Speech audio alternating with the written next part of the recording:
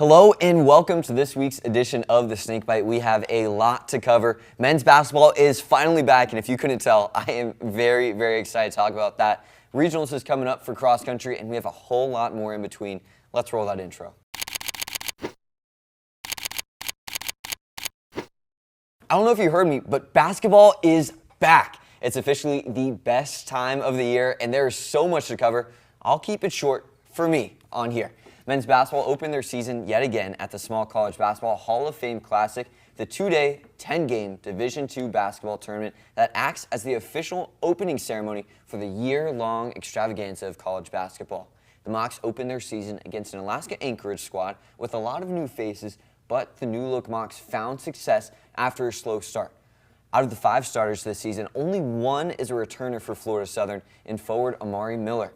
The Mocs, to pair with their new lineup of players, showed some new tactics, pressing from the jump and somehow finding a way for the 6th best offense in the country last year to look even faster.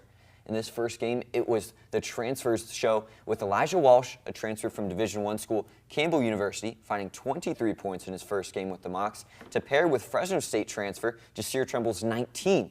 The scoring outburst by the two looked like the ultimate 1-2 punch early in the Mocs campaign, earning Walsh SSC Offensive Player of the Week honors, and Amari Miller still showed up huge, finding 4 blocks in the opener and 16 points and 8 rebounds in that game.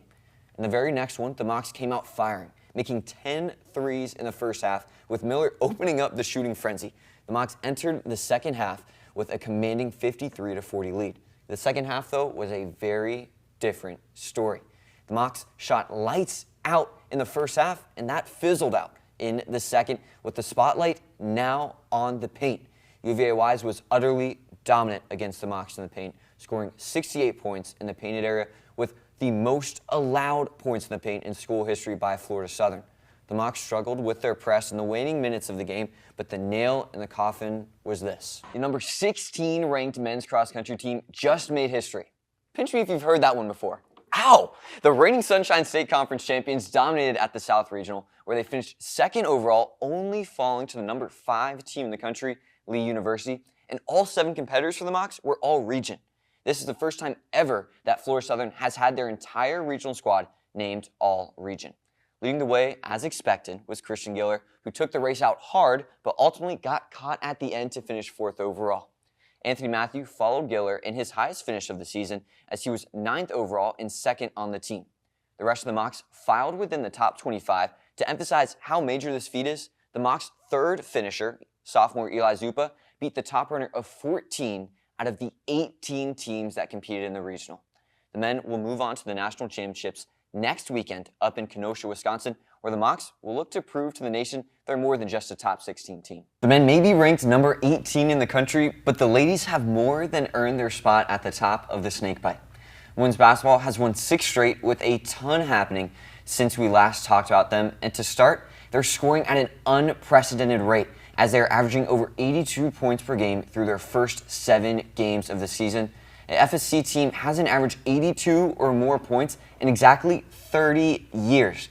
No, I wasn't born yet then. Stop calling me old. And oh, by the way, the only 2 times the Mocs did so, they made the South Regional twice and the Elite 8 once, something they've only done 2 times in school history. Men's soccer continues to feel the strength of the SSC, as they've now lost 2 straight. Their first matchup since the last show was on the road against number 8 Palm Beach Atlantic, who pounced on the Mocs early, and after a questionable red card, by all means of the word questionable, to end the first half, the Mocs found themselves down 2-0 and unable to climb back. After the 2-0 defeat, the Mocs looked to rally against Rollins College in the 82nd meeting between the two, in a series where Rollins hadn't won in Lakeland since 2013.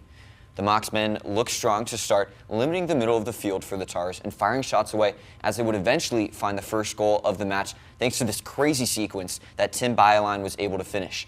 Rollins then found a response of their own on a wild shot that pinballed around the box before flying past Lasse Detner to even things at 1.